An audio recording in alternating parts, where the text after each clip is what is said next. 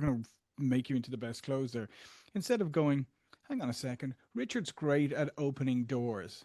Maybe we need to get him to open more doors, and then we need to look at somebody else in this group who's a fantastic closer who may not be the greatest door opener, and really start looking at people's core strengths. Because here's a surprising fact for people is people tend to be good at the things that they like doing, and they tend to suck at the things that they don't like doing. Welcome to the Sharpen the Spear podcast, where we help home service pros cut through the noise, sharpen their business tools, and reclaim the profit, freedom, and impact they've been missing. I'm your host, Richard Walsh, Profit Freedom Coach, and I'm here to help you stop grinding and start growing. Let's sharpen the spear. And we are back on STS Sharpen the Spear podcast with another incredible guest. As always, John Golden's with us today. And John, no one knows John better than John. So John, give us that backstory, bring us up to speed, and we'll get into the conversation.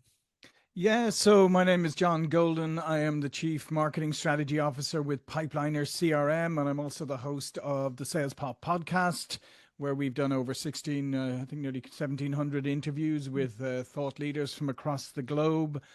My background is in product development, marketing, and sales. I also ran the sales consultancy Huthwaite, which is spin selling, Neil Rackham's IP for 5 or 6 years, and today I set the strategy and look after the marketing and PR and market positioning and strategy for Pipeliner CRM.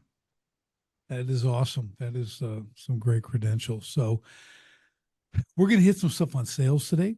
Mm-hmm. You know, I really want to dig into that because that's one of your areas of expertise. And it is what most businesses suffer from: the lack of talent, the lack of, I can call it skills, processes, the whole thing. So it's a big deal. Every company I work with, every coach is always, that's an element I have to address. Yeah. So let's just start there. Yeah, I mean, you're 100% correct. Is like, sales is the lifeblood of any organization, because revenue is the lifeblood of any organization. I've yet to come across a company that can survive without revenue. So, but if there's one out there, hey, listen, I'm always ready to be corrected. But what happens? I mean, you look at the rest of the organization. You wouldn't hire like the accountants with no accountancy background or skills, or if regulations changed, you wouldn't sort of go, oh, we don't need to update them, whatever, leave them alone. But what we do with sales is, oftentimes we recruit people. Maybe they have a little bit of sales background, maybe they've sold before or whatever. Maybe they haven't been that successful, but we hire them. We don't train them. Then we wonder why they failed. We promote the best salesperson into being the sales leader, and we wonder why they don't make it as a sales leader. We allow people to convince us that, oh, well, sales is kind of an art form, and you go, yeah, there's certainly art forms to it, but fundamentally it's just like everything else. It requires process, and the most effective and most successful sales organizations in the world, and this has been proved by research from McKinsey and Accenture and other people, are the ones that have defined sales processes, and within every stage of that sales process there are defined tasks and activities that the salespeople need to do, and they're understood, they're consistent, and they're enforced. And that's the thing I think oftentimes people overlook about sales, is that process is actually your friend. And if you have a good sales process and it's consistent, and you coach your salespeople, then you allow them the space to add their creativity to the top and actually do the things that they're best suited to do, which is kind of the relationship building and really being creative in the solutions that they can offer to customers. Yeah, I think that's people got that backwards. Mm-hmm. They got the person who's really good at relationships, and they talk themselves out of sales every day. Yeah, absolutely. They're too busy doing that. So, I used to get that a lot. I would build sales presentations for people and things like that, and help them create that. And it was always like, well, he's a great salesman. I go, yeah, but can he close? Yes. Because they can't close. And that's the other thing too. I mean, Richard, I think is one of the things is we obsess a lot, especially with when you're running a sales team. Like, we obsess a lot with the the people down at the end who are really failing, right? We obsess on them and we think, oh, how do we fix this? And if we could just fix this. Uh, and or we spend a little bit time with the high producers because it kind of feels good and it's nice to be with the successful people, and then we ignore this whole group in the middle. If you look at the bell curve, you've got, like, some people down here who aren't very good, and then you've got a whole lot of people in the middle, then you got the great people.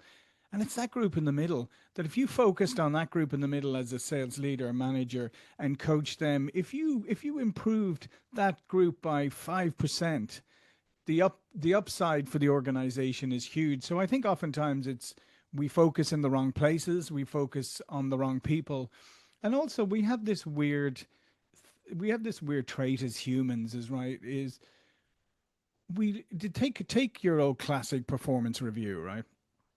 What happens on a performance review? You come in and I go, "Oh, Richard, your performance review. Listen, Richard, you did these two things great this year, but now here's 450 things you need to work on that you're not very good at," right? And that's where we focus. And the trouble is, when it comes to sales, like you said, sometimes we say, you're really good at opening doors, Richard, but your closing is terrible. So we're going to just work on closing. We're going to make you into the best closer."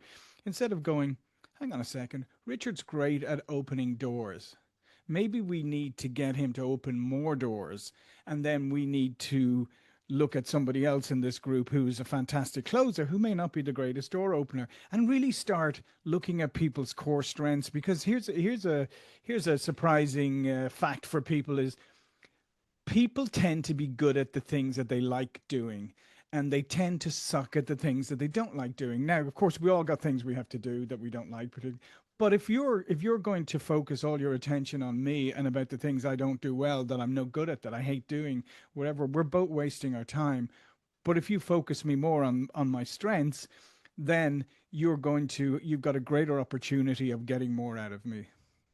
So I'm totally with you. Okay. I do not like to do things I don't like to do. Yeah, Okay. Like yes, I don't think we need data on that. I think, yeah. I think it's a very common thing. But here's the deal.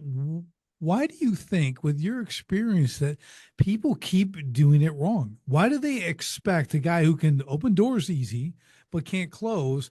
Why do they want to spend time having him close? Get better at closing, get better at closing. He doesn't even like it. He doesn't like to ask for money. Hmm. Okay. He's got all kinds of issues. Okay. That are way above our pay grade. All right. Yeah, yeah. So we're wasting our time trying to fix someone, not just train them. You're trying to fix them. That's what you're really trying to do when Yeah. you look at those things, right? Yeah, yeah. And I think part of the reason why we keep doing things that way is again, let's go back to our sales leader. So our sales leader, oftentimes, as we said, great salesperson promoted into that role. Now suddenly they've got all this pressure from executive management. The numbers, the numbers, the numbers. Give me your forecast. You missed your forecast. What's in the pipeline. All of that. So you're constantly in all of this, like, scrambling around trying to appease the executive management, trying to extract data. Then you're looking at your team, and as I said, it's a psychological thing that we have as humans. You immediately start to think, okay, if I can fix these couple of problems with people. So we always default to that, to fixing the what we see are the issues, instead of, as I said, looking at it differently, and looking at accentuating the positives or the skills that they have.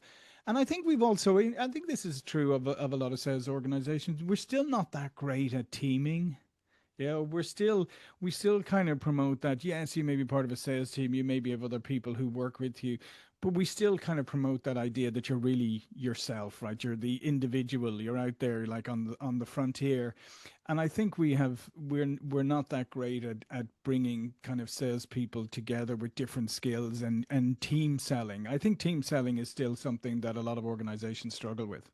Do you think it's because it's easier to hold individuals accountable than an entire team? Oh, I think 100% it is. Yeah, yeah, absolutely. And it's very easy to see, especially, because, let's face it, in a role like sales, we're expecting people to have a lot of different skills. We're expecting you to be a prospector. We're expecting you to be a door opener. We're expecting you to have top quality communication follow up skills, and we're we also expect you to be a good negotiator. We expect you to be able to ask for the check, like you said earlier. Some people don't like to do that. And then we expect you to be very good at, like, handing off to onboarding or whatever. So we expect you to have all these different, to be good at all these different things. And I just think it's an unrealistic expectation.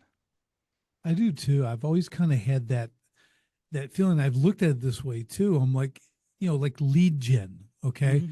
Like their job is to get leads or handle the leads that may be coming in, get the appointment set, warm the lead. Like there has to be a different process. So I started like you create a different process to set up the lead as hot and bring in the closer. Yeah. Right. You can do that with I'm not going to call them less skilled. I'm just going to say they have a skill in that, like you said, opening doors, Yeah. talking to people, getting this stuff set, doing the steps. They get to be that gets to be a pretty routine job. Hmm. Yeah. You got to be able to do this over and over and over. That's a different animal Hmm. than a salesperson, right? Because that's what crushes you mentally. Yeah. But there's people who love that, and I want to give them that work. Okay. Yeah. No, absolutely, and I think and I think it's such a simple point, that you make there, but people overlook it a lot of the times. Is, yeah, find the people who are good at these things, who like doing them, who are enthusiastic about them, and stop trying to force people to do things that they're never ever going to be any good at, because it's going to be frustrating for you. It's going to be frustrating for that person, and frankly, everyone's a loser. That's a lose-lose scenario. Yeah, I think the customer doesn't get served well either. No, no, I think absolutely. That's if you have any customers. Right. that one a month you get, Yeah, then by accident. Yes. Oops. Now I'm the broken watch, right? Two Yeah. times a day. But it is that, and I see that often. Like, and I love, for me, like sales, I always was drawn to more of a team approach. Hmm. I just think like I don't want it, because I use this when I wrote my book. I talked about, like, I use them as, you got the great sales guy, right? Yeah. Closes, the killer, right? He kills everything. He eats everything he kills. He knows he's killing it his way. Yes. Okay, he's doing this his way. And I go, what do we call that? We call that a hostage situation. Yeah. He's got your whole business as a hostage. You can't do it. Can you get rid of him? No, he's going to do whatever he wants when he wants, because he's the only one making money for the company. It's a horrible position to be in. Yeah. Right? You can't duplicate him. You can't train that way. Someone new coming on isn't going to do a ride along. I'm air quoting, right, to learn. They're just not going to do that. So if you're not able to make a team like the way you just described and break these people up into their core abilities, right, the ones they love and they do well, man, then you got power, because then you can now you only have to replace a door opener, Yeah. the lead warmer, then the close. So if you look at a bigger picture more strategically, it's way more sustainable.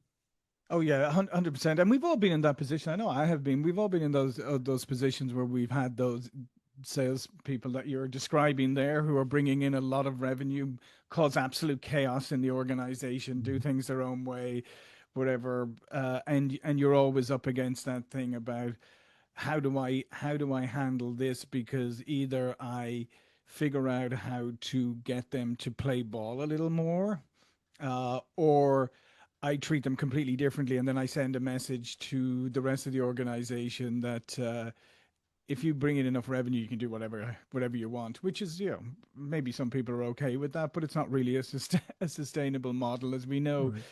Because let's face it, those kind of salespeople, they do cause an awful lot of collateral damage, and the revenue is always nice, but generally speaking, there's a lot of dysfunction that lies behind it. There's a lot of resentment. There's a lot of and oftentimes you'll find out that they turn out not to be the most profitable pieces of business either, because they're used to just giving away freebies and stuff all the time. Yeah, it's I think there's more complexity to this than people think. They Oh don't yeah. consider it, right? They don't really understand that. Again, as a lot of times in business in general, too often we're focused on revenue only. Yeah. Right. So like you just described it well, John, because here he is bringing in revenue, but you never asking at what cost. Yes.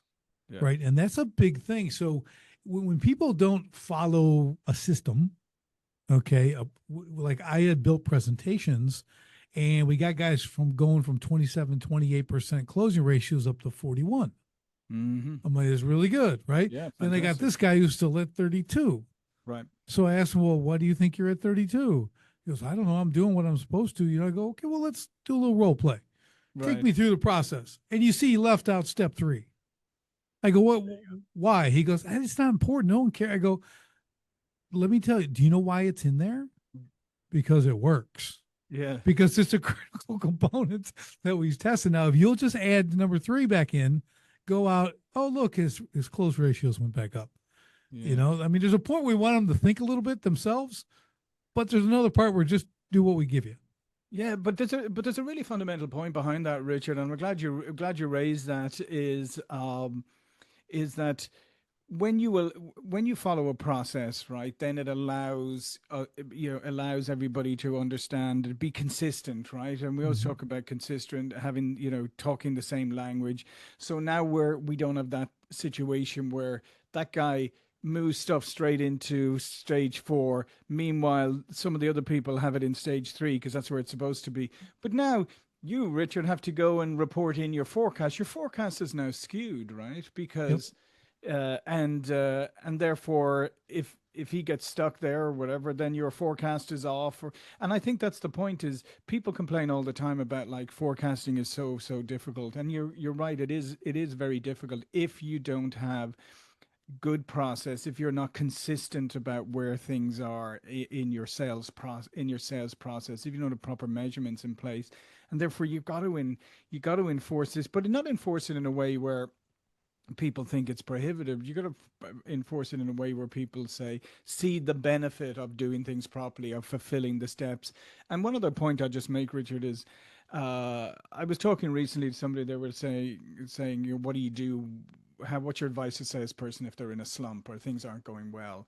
And one of the first things I would say, and this applies to senior salespeople, probably more so than anyone else, is that the more we do something, the more confident we get, the more experienced we are, the more we tend to sort of skip over some of the fundamentals. Mm-hmm. So we don't need to do those anymore.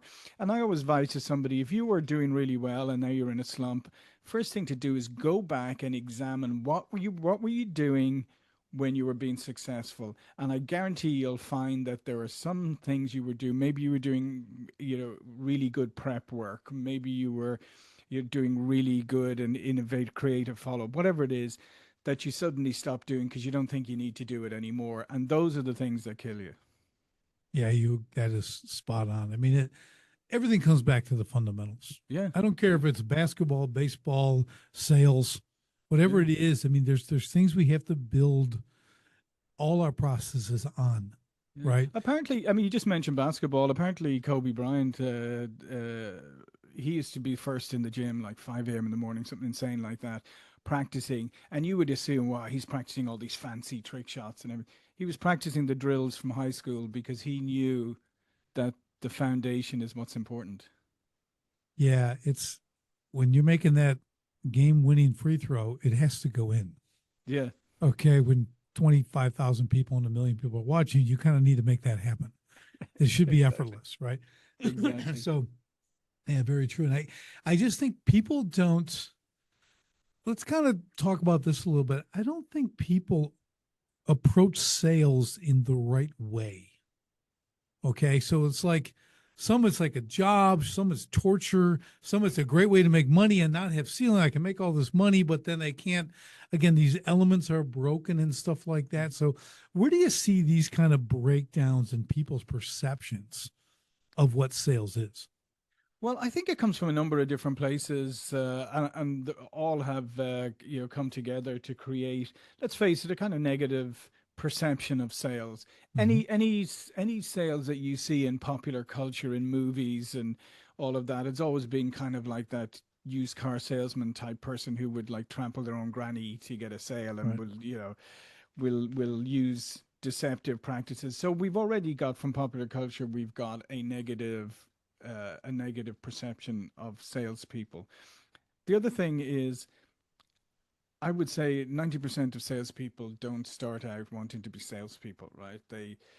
You look around at colleges, you look around, every college in the States has marketing programs, right? So there's tons of people going, they get their marketing degrees, and they come out and they discover for every one marketing job, there's 100 sales jobs, and the marketing jobs are at a premium. So what did they do? They go, okay, I'll take a sales job or whatever else they were doing. I'll take a sales job to get me started. And so you have a bunch of people who now have come into something that they don't consider as a career. They don't consider it as a job that they really can be proud of, and they're just biding their time until they can get out and get into whatever else they want to do.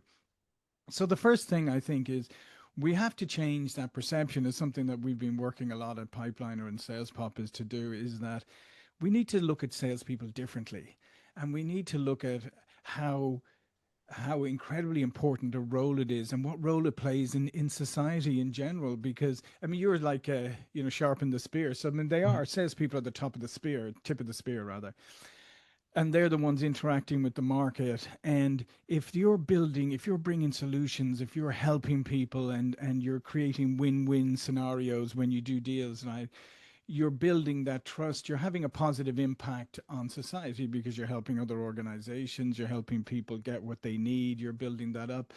And if you take that up on a macro level, right? If you look at trade, if countries can trade, fairly together, and build good win-win relationships, then there's no room for conflict or war, right? Because it's very hard to trade with somebody if they're shooting at you, right? At the same Right. time.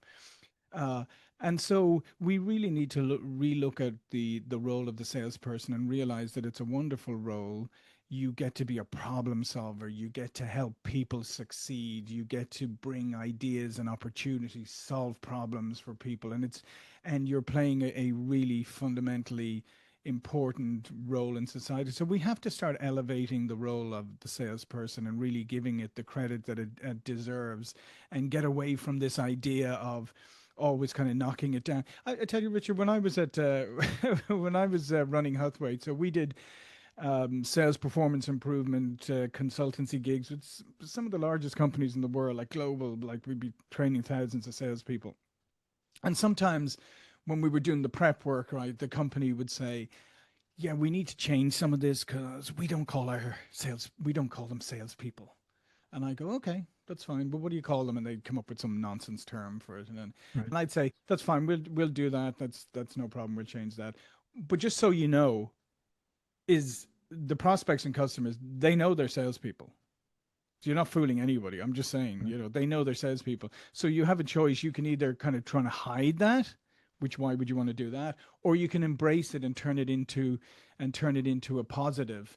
And I think that's what we got to do, is we've got to focus on turning that into a positive, because otherwise we're going to be stuck with all these people who don't want to be in the role, who are never going to accept that. Even you have people who are 20-year salespeople who still haven't come to terms with the fact that they're in sales, and they're probably Right. always going to be in sales, and therefore they're not going to invest in themselves. They're not really going to fully commit to that career, and it is a wonderful career. And I think that is the essential issue, is that we've allowed it to be denigrated so much that we've done ourselves huge harm from that.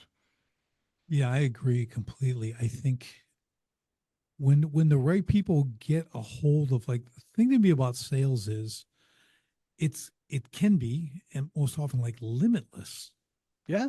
Like, you don't have a cap. I don't have to go to college to be a salesperson, Hmm. and I can make 10x what these college graduates make. Yep.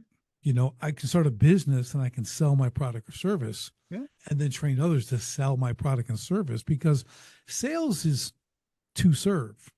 You're Hmm. serving people. That's what we're doing. Like you said, if you're bringing them the benefits of this. What's it going to do for their life? What's it going to do for their problem? Like you said, all that stuff is spot on. I mean, I love solving problems. That's why I've owned businesses for 35 Right. years, right? Because I'm addicted to problems and solving them. Okay. So it's like, that's what I want to do. But what I see, again, like we said in the beginning, sales is the fuel for your economic engine, Yep. right? Your business is your economic engine.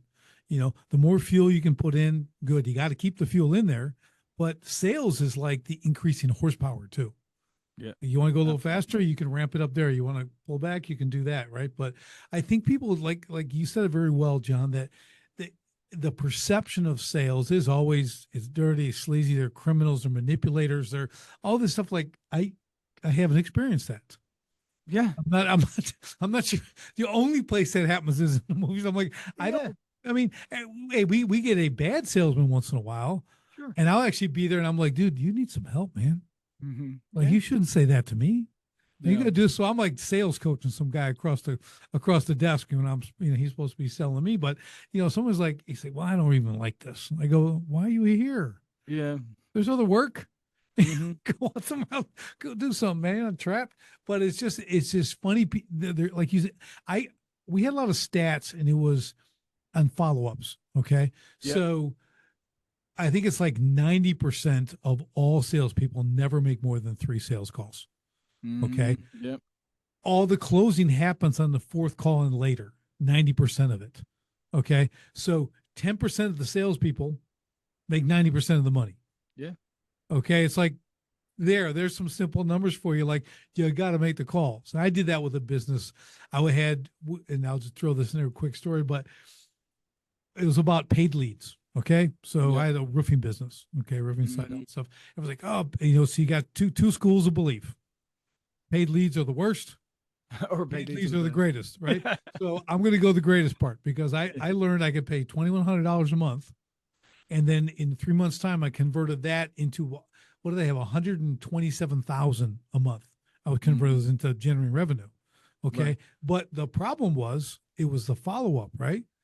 I was getting people on 7th call, 10th call, 12th call. Because guess what? I tell people, first, no one needs a roof today.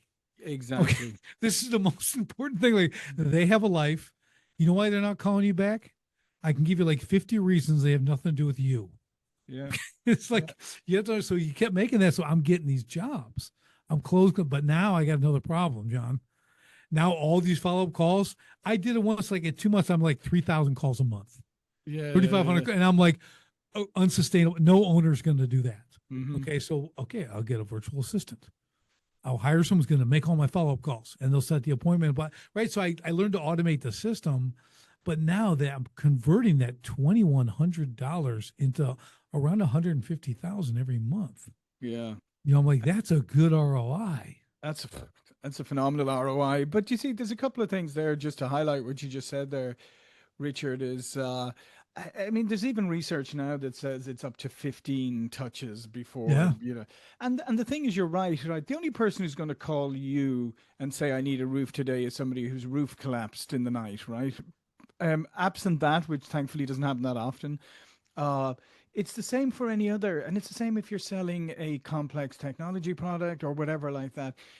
You are expecting that when you reach out, that person that you're reaching out to at that moment has in their minds that this is something I need and it's important to me, and you are ignoring the fact that they have all this other stuff going on, and really, you're shooting in the dark. So the follow up and the consistent follow up is so incredibly important. And how many times have you had that where somebody goes, "Oh yeah, I saw your, it'd be like 3 months later, and you'd be content Yeah. this. I saw your email. Actually, I do. There is something I do. Actually, I do want to talk about this now." And and a lot of people would have said, "Well, after the first month, it's just given up on that. That one's gone." But sticking at it, and I think this is true. It's in so many things in life that the people who often win are maybe not the most skillful people, maybe not the most talented people, but they're the people who stick at it. Yeah, And I think gritty. that sticking at it and being Yeah. consistent and doing that follow up and doing that, maybe doing those extra 5 touches after you've decided like that this is not worth your while, those are the people who win. John, I gotta say, we've been, you and I both probably been around quite a while. I've been doing sales and all this stuff for 35, 40 years, whatever, my business. But today, 2025 here, like that continuous follow-up, there's no excuse not to do it. You can fully Yeah, automate that. absolutely. And now with AI, it's even voice automation. I'm like, oh my gosh, like if you're going to quit talking to someone in a month when you don't really even have to talk to them, but you can continue a conversation, continue the touches. It's like, there's no excuse for that. That's like again, that's a head issue. Yeah. That's you and your Absolutely. ego or whatever Yeah. it is. I'm like, nobody cares. No one gets like, they're not going to send you. Maybe I've had about two in my whole career, two emails where someone's like, take me off your list, and they're angry about it. I'm like, the unsubscribe button's right Yeah, there. I know I'm like, that is the one that kind of blows my mind still yeah. So, today. and I'm Is when like, somebody is takes the trouble or takes the yeah, time, they're annoyed and they takes their time to write you an email rather than just unsubscribe, and it you. just kind of it kind of baffles me. Like, why would you do Well, that? you know what it reminds me of? When someone's got no soliciting on their door. You know what that actually means? I buy everything. That's what it means. I Yes, can't say no. I can't say So no. I love that. you just go up and knock on the door and sell your stuff. Just what sign? Just you'll Yeah. buy them. So if you get engaged in a conversation, you're good to go. There's But one other thing. There's one other thing going back though. I think on salespeople, and this is something that's really important. Is if you are in a sales job, and like I said, I don't care whether you got a marketing degree or whatever you have, and if you're going to be in this job, right, invest in yourself. There is no excuse not to learn how to be a good salespeople. There's so much information out there. There's so much. There's training. There's people who you can work with. Whatever. Invest in yourself because I guarantee you, and I say this to people all the time. I've hired coaches in my career at times at mhm. important junctures in my career. Uh, how many times do we invest money in our hobbies? Right. If say somebody's a golfer and they'll be like, "Oh yeah, Oh yeah, yeah, I'm working with this great coach and I was working on my swing," and you think, "Okay, so you're paying this dude to help you with your golf swing." Never going to put money on your table, right? I hate to break it to you, you're not going to get on the professional circuit anytime soon. So you're investing money in something that brings you pleasure. Fine, no problem with that. What are you investing in the thing that puts bread on your table? So if you're in sales and you're going to be in sales, invest in yourself and don't sit around waiting for the company to go out and hire somebody like a Hotway to come in and do spin selling with you. Maybe they will, maybe you'll be lucky, but don't count on that. And therefore, and think about it, if you're going to be in sales for any period of time and you're not investing in yourself, you're not learning, then just think about that in any other, what other thing would you do? Like go back to your maybe golf example. That's like never practicing your golf swing, right? And then just going out once a week with your friends and like never having practice, never learning, never doing them, just going through the motions or whatever and having a crappy round. yeah. It's exactly what it is. You've got to seek this stuff out, and it goes back to nothing happens overnight. Yeah, Okay, you got absolutely. the sooner you start investing that time to learn, to get coached, to take a course or do whatever, practice, get with someone to do more role play, and do that. Like the sooner you're going to start Hmm. making more money, closing more deals, and I try to explain this to people. Too, I'm like, there's no negative to that. No, There's not at no all. like no, you might get promoted, you're going to make more money. Hmm. More people may like you because you actually sold them something they actually wanted, needed, and Yeah. all that good stuff. But yeah, it's so commonplace, this lack of initiative Yeah. to train themselves. Yeah. It's And I think I that's part, and I think part of the issue is that a lot of people have one foot out the door. And I think if there was one message that I would give to people, it's like, make a decision, embrace the career you're in. Yeah, you can switch. Sure, you can switch later. You can have an ambition to do something else, but embrace the one you're in right now. Yeah, because think of it this way. Okay, you stay in there, you don't like it, you don't learn, you don't get Mhm. good. Now you're going to change careers. And when they ask what you did in your other job, Yeah. or the employer, well, he was kind of a turd. Yeah. Okay, he didn't do anything, never improved, never did this. He was a low bar guy. Yeah. He kind of hung right on the low bar, and that's Yeah. all he did. Switch jobs every 1.5 to 2 years Yeah, because, so before you got fired. it's not going to help you get that next career at all. No. At So least not in a that good place. No, that's a great point, though. It is that you are, even if you don't want to be in this career, you have aspirations to do something else. Why wouldn't you want to do the best that you can do at what you're doing right now? A bit of a word salad there, but um, and to your point, so that you're building some expertise, you're building some experience, but you're showing future employers that you're dedicated to what you're That's doing. it. If you just come in and say, "Oh, yeah, well, I was just doing it, but I never really wanted it. This is really what I want to do," I'm not hiring you. Right, right. It's those things that you look at that people don't understand. And sales is this big one. Like, you do realize you sell every day. Yes. regardless of your occupation.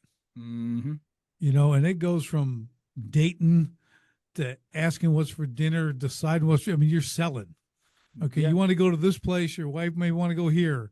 Well, guess what? You're going to win. You can always go, it's just life is sales. Mm-hmm. Yeah. There's always some aspect of it. Again, I'll go back to what you said earlier. Was just about embracing being sales, but I think the companies themselves, they have to elevate this position. Yeah. Okay, to what and really understand, like, man, this is like you're kind of the elite in the company if you're selling, Mm-hmm. because we make you elite. Yes. We train you up. So I think there's a lot of onus on the company as well. Oh. We're talking about the personal responsibility, but these companies, if you really want to kill it and you want to retain your salespeople, I think you've got to embrace that sales culture and then make them excellent. Like day 2 when they start, like they're on the path. They know where they're at. No, I agree, and I think there's the first place companies should start if you want the greatest revenue multiplier. The first place they should start is with their sales leaders.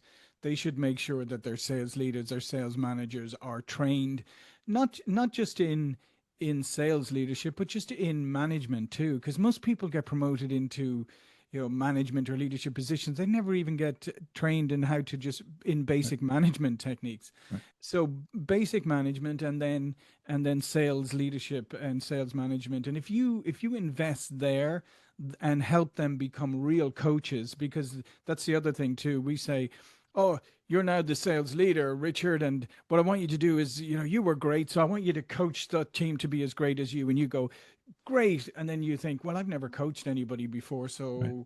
let me see, when was the last time I had a coach? Oh, yeah, my high school football coach. Okay, so what did he do? He shouted at us and told us what to do. Okay, that's what I'll do. I'll just tell them to do what I do. And then they ask you, well, Richard, what exactly did you use to do to be successful? And then you go, I don't really know. I'm not sure I can read, and it becomes a vicious circle, or cycle, because most people aren't able to explain what makes them good, Right. and oftentimes it's not something that is very replicable either. So I think getting those sales leaders trained in management techniques and in real sales leadership and real sales coaching, that is your fastest route to revenue multiplier. Yeah, I think too often it's just all the time. I do a lot of stuff in manufacturing too, and they take these guys who are really good at their job. Mm-hmm. Oh, you'll be a team lead. Oh, you're going to be a manager, and they're like, okay. They get a promotion, but they have, again, like you said, no training, no skill. A lot of them don't even want to do that. That's But the other part. they want to be good at what they're doing, and they're content, and they like to get better at that because that's what gives them joy. Yeah. Not But watching other people do it. yeah. But what do we do? What do we do? I mean, this is a problem I see of. It's certainly my experience in corporate America. I'm sure it's the same in most countries, and that even back home in Ireland, and that is that we have only one career path for people. Right. That's what we have, and in almost in any role, you say, "Oh, you're doing really good. You're the great accountant now. What do your next level is to manage a team of other accountants, right?" And as you say, well, maybe that's not what they're good at. Maybe that's not what they want to do. And the same in sales, like, oh, you're a great salesperson. Okay, let's make you the sales leader. We need to figure out how we can make career paths attractive where people can continue to do the roles and be you're focused on a single role or whatever, be single solo contributors or whatever, but allow them a path to grow and get rewarded more and whatever, instead of just having this kind of one linear thing. You're an individual contributor and then you're a manager, that's it, and so on. That's the only career path open to you.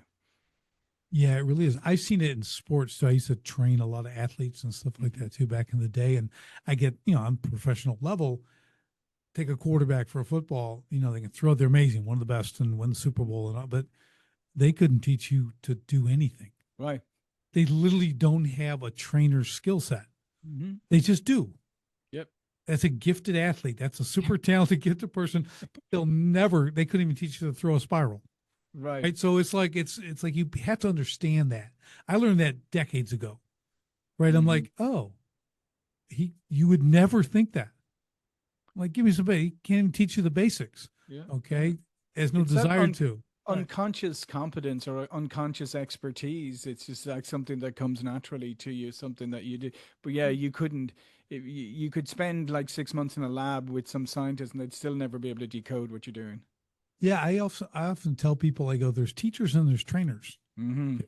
There's people gonna tell you, okay, I need to do 25 push-ups, do all that. Then they walk out of the gym, and they go sit in an office. Yeah. That's a teacher. Mm-hmm. I'm a trainer. I need to do 25 push-ups, get in your face. So now we're in the straight arm position. Take them down. I'm going down and up with you. First 5, Mm-hmm. 7. Then they get up and I finish counting the 25 for you. Mm-hmm. And then there we go. Okay, and I'm there. We're going on to the next thing, right? I'm a trainer. I'm Yeah. adjusting as we go, right? I'm seeing, I understand. I can give you every single move. I know it's up and down. It's not complicated, right? But Yeah. there's still stuff to it, right? So it's just, but the teacher, you have to be careful. Like you got teachers, they're not gonna move a team. Mm-hmm. You know, it's like reading a book and putting the book back on the shelf and not applying it. Yeah. All you Yeah. have is a head full of knowledge, but you haven't role played. You haven't gone out. You haven't pushed. You haven't tried it with clients. You haven't failed. You haven't got beat up. You haven't got punched in the face.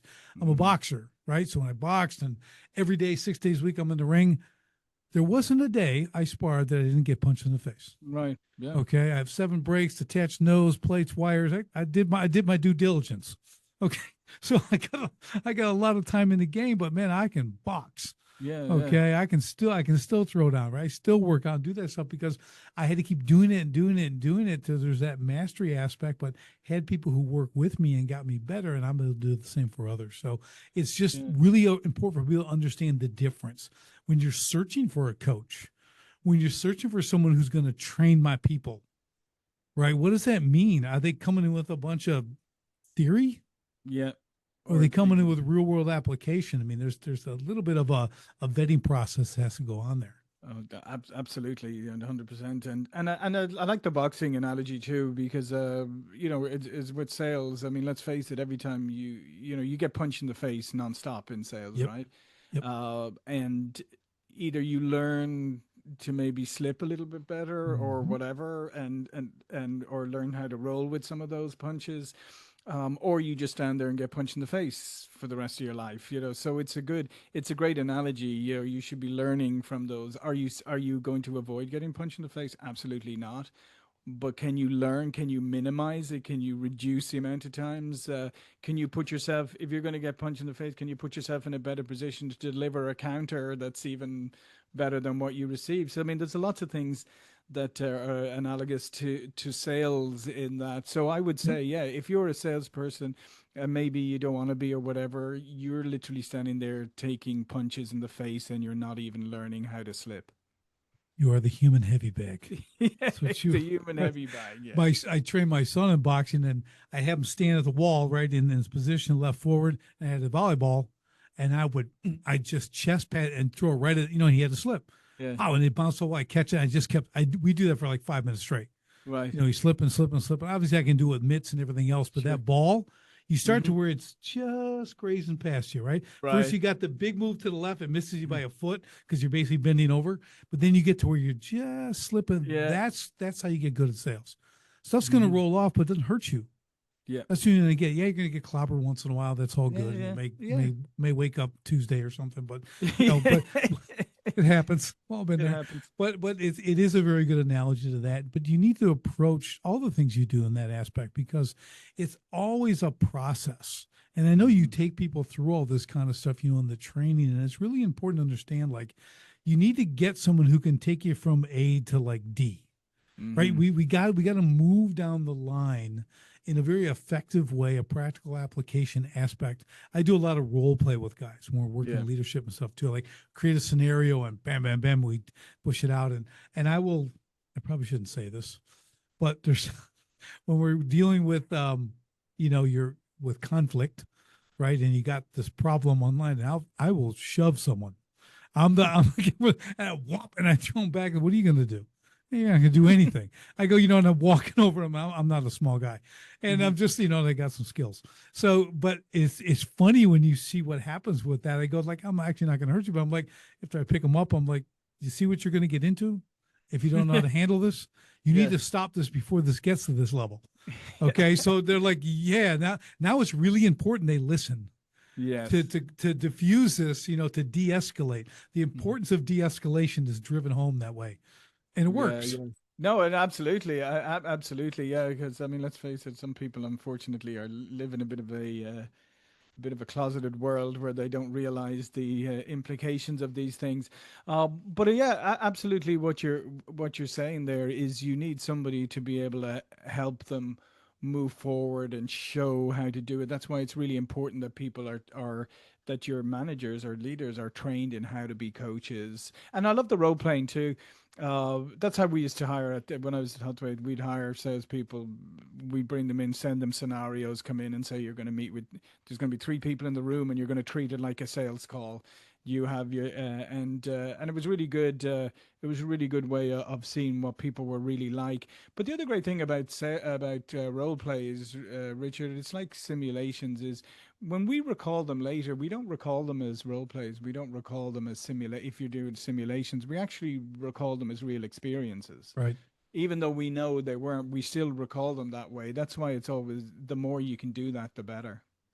Yeah, and I think people don't get. I use the word verbalization. Mm-hmm. You can do this in your head 75 times, and the Oh yeah. first time you open your mouth, it's a disaster. Yeah. And you think you got it perfect, and there is power and magic when you speak. Okay, Mm-hmm. your brain hears it completely different, right? If you keep it inside your head, you're interpreting it in a different way. When you speak, it does a couple things. Obviously, it really makes you connect. You're listening to your own voice. Yeah. Okay, that's important. But again, as it comes back in, it also keeps you totally focused because you're actually speaking. You Yes. ever be like thinking and then the daydream comes and you're thinking about this and you're not just kind of all of a sudden you're thinking about what you did yesterday and Yeah. your kid did this and that. Okay, that's because you're not speaking out loud. Yeah. You know, Yeah. like when I work out, so I'm doing reps or something, I'm hitting the bag or whatever, and or I do have to count out loud, not really, so I know how many I've done. I Right. just I forget. Was that 4 or 6? Mm-hmm. Then I always have to go back to the lower number. So I got to Right. punish myself, right? Yeah.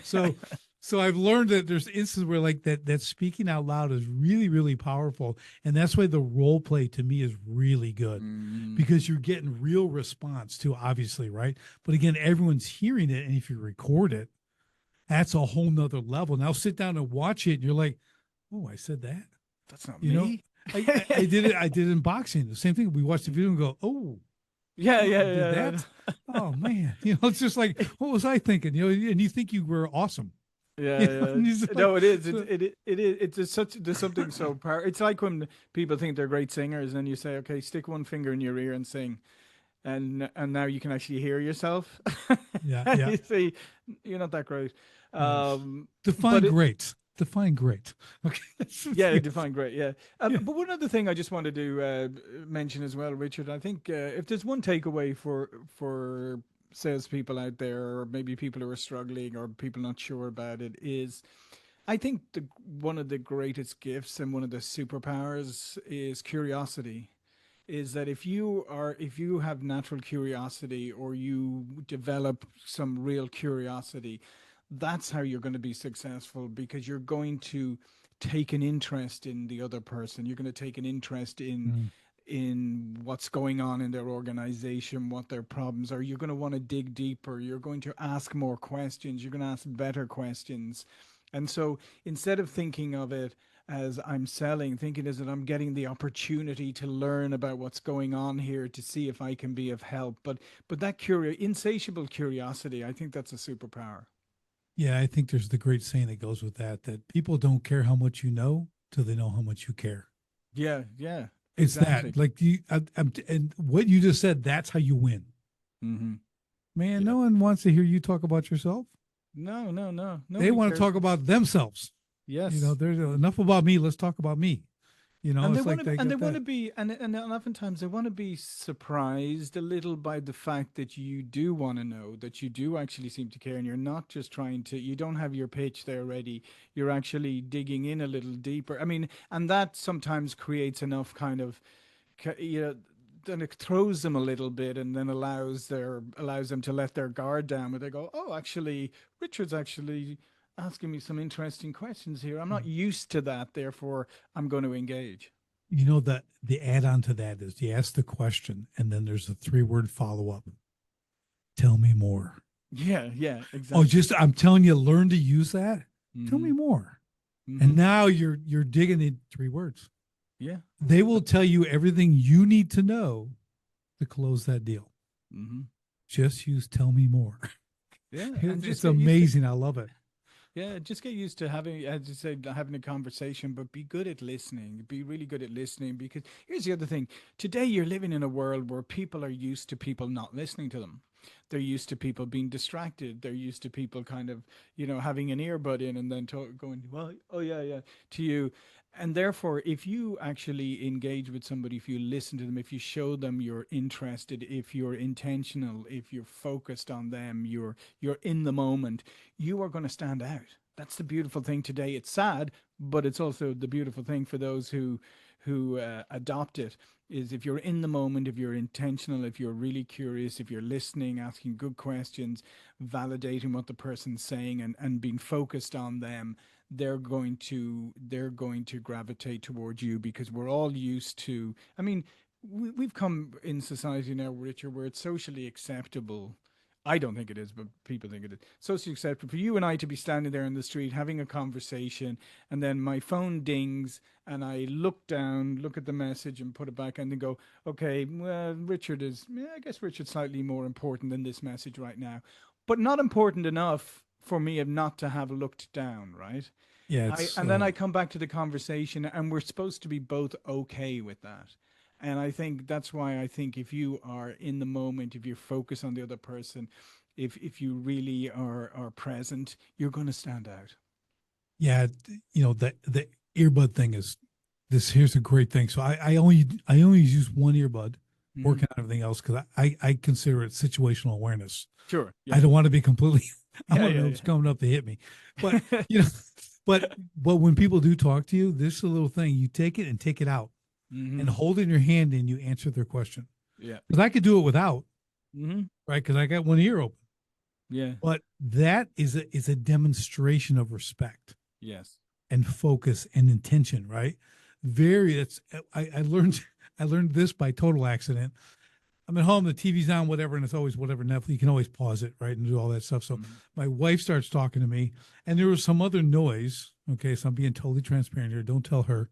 She never listens to my podcast, so Yeah. it's okay. But there's all this other noise, so I got kind of irritated. So I hit pause, right? Then I looked at my wife, and then and then she started talking. I talking. I go, oh, she was like really happy. I like hit pause. I'm like, oh, that's so I did it again another time. Like every time I just hit pause. I don't wait to hear her while the Yeah. show. I'm like, oh, this is magic. Yeah. Like I'm getting like she's like, oh, that's really good. You know, what I mean, I'm again being totally trans. It's not like I want to be totally focused on her, Sure. but I learned, you know what, that'd probably be a wise thing to do is be Yeah. focused on what she's saying because I might actually remember, right? And I'm just being honest, but like that's my thing now. She thought I just Mm. hit pause. But people, same thing. Stop that. What are you doing? Put the phone down. You know, if you're doing your stupid doom scrolling and Yeah. somebody asks you, Yeah. and you kind No. of look up and you keep scrolling and you're talking like, I just turn around and walk away from people like that. Yeah, no, absolutely. And if you're on something like this and you're on your Zoom call or whatever and you're talking and you've asked Richard a really good question and he's giving you the answer and then you're doing this. Yeah. Yeah, I mean it's the same thing, they're Yeah. seeing that too, by the way, right? So, Yeah. I tell you, podcasting, John, podcast. When I did my first in like 2020 with Escape the Owner Prison, and I became podcasting made me become a great listener. mm, I'm like, this is like I'm so good now because you have to. yeah, I got to respond. I don't plan anything. You know, I have to no, listen and engage in conversation. So this is one of my favorite things to do because you yeah. and I are like we're locked in for an hour. Yeah, no, I agree. I think it's a wonderful thing about podcasts. Same for me too. Is like I became really good at listening, but also it's not even becoming good at listening. It's actually getting consumed in what the other person is saying because it's just so interesting. And when you Right. when you start to look at everybody has a story to tell, everybody's interesting in their own way, and Yeah. when you take that attitude, then it becomes fascinating. But I do agree with you, yeah, that it has helped that art of conversation. And then if you go on other people's podcasts, then it's funny to be on the other side of the equation too. Yeah, I've been on both hundreds, right? So and it's just unique.